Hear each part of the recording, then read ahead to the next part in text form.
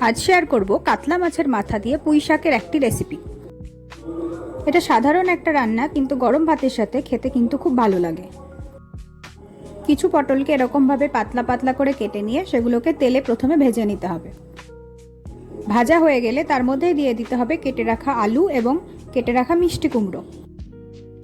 এগুলো তেলে সামান্য নেড়েচেড়ে তার মধ্যে পুঁই শাকটা দিয়ে দিতে হবে। সব কিছু একসাথে ভালো করে মিশিয়ে নিতে হবে।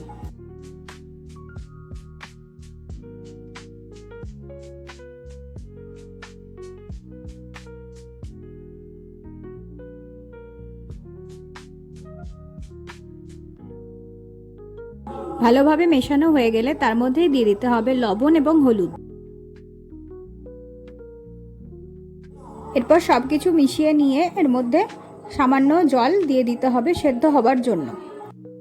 যখন ভালোভাবে সবকিছু সেদ্ধ হয়ে যাবে তখন এর মধ্যে দিতে হবে সর্ষে লঙ্কা বাটা। তারপর আবার সবকিছু মিশিয়ে নিতে হবে।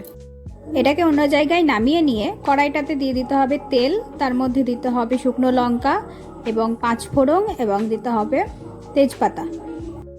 এর মধ্যে দিয়ে দিতে হবে ভেজে রাখা কাতলা মাছের মাথা। কাতলা মাছের মাথাগুলোকে ভালোভাবে ছোট ছোট করে ভেঙে নিতে হবে যাতে তরকারির সাথে এটা মিশে যায়। এবার এর মধ্যে পুঁই শাকের তরকারিটা ঢেলে দিতে হবে। এবার সব কিছু ভালোভাবে মিশিয়ে নিলেই রেডি পুঁই শাকের চচ্চড়ি।